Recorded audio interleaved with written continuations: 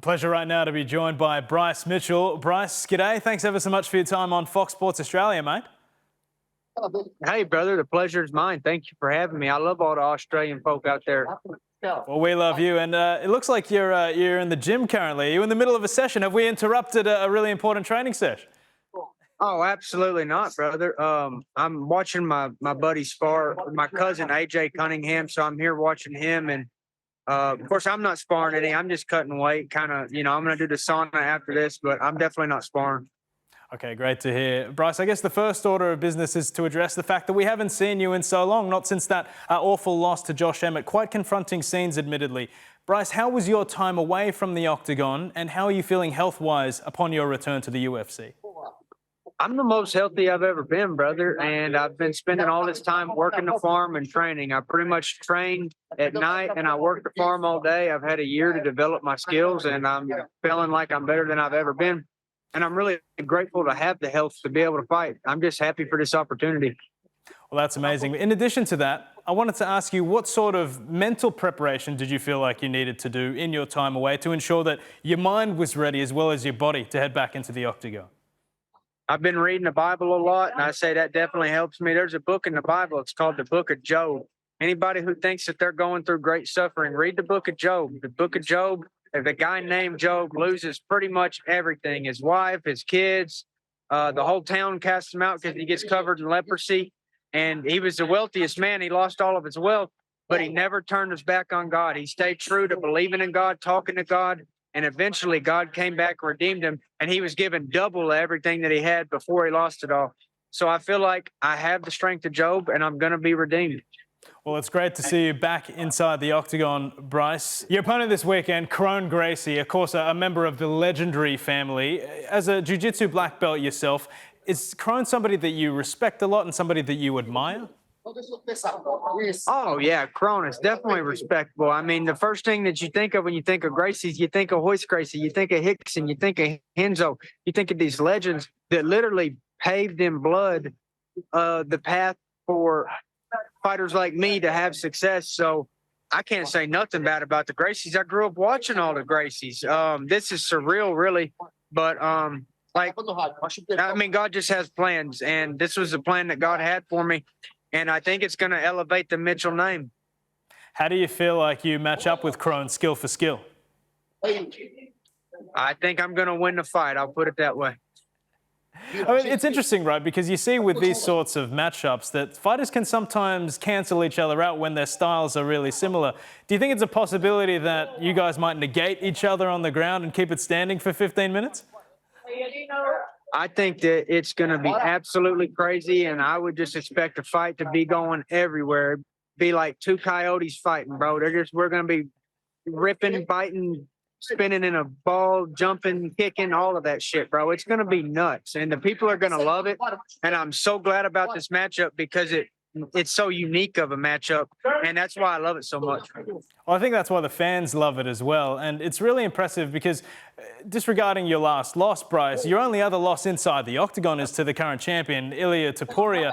I remember that fight at UFC 282 only a couple of Christmases ago. Bryce, what do you make of Ilia's rise since that night, and what do you feel like you need to improve on to get on the champion's level? Well, I think I am on a champion's level. I know that I was sick when I fought him, and I'll get to redeem myself. I definitely don't deserve a rematch with him right now. But I think that I'm going to earn a rematch. And there's my buddy Patchy Mix right there, man. That's an OG in the game right behind me. But, yeah, I think I'm going to – and there's my cousin AJ. He just walked by. But anyways, brother, I think I'm going to earn my rematch. But I know I don't deserve it yet. And I'm just ready to – put in any type of work that I have to, and I want to fight these top guys. I know that I don't deserve it yet, but after Saturday, maybe I'll get a higher ranked opponent, and maybe not. I don't care. I'll fight whoever they tell me to fight, but I'm just grateful for the opportunity. Yeah, it's certainly a who's who in that gym of yours. Of course, it's Extreme Couture, and I know Sean Strickland trains there as well. And actually, before we let you go, Bryce, I did want to play you this clip. Now, the last time I spoke to Sean, he was telling me about the importance of fighting for him and keeping him on the right track. And when I asked him about sort of his anti-establishment views, he actually had some really nice things to say about you. Take a listen. I start trying to overthrow the government, the ATF would be kicking down my door. It'd be all bad, dude. You and Bryce Mitchell could team up or something. Oh yeah, dude. Me and Bryce Mitchell, dude. We should run for politics. That's what we should do. We'll and after that, we'll go to Australia and fix you. Yeah. Who would be president and vice president in that situation? Bro, I'm the president. Come on, man. I weigh more. I'm a middleweight. We gotta fight for it. But nah, Bryce is a good dude, man. He's like when you think of America and you think of like what the American man is, that's Bryce. You know, hard worker, has a family. You know, lives in the country. Like that is the pinnacle of what like America is to me. So nah, Bryce is a good dude. Bryce, your reaction to that? Pretty damn good to hear the champ talking about me like that, man. I mean, I can't say enough good about Sean Strickland, just how he treats everybody in the gym, to how he carries himself around other fighters on fight week.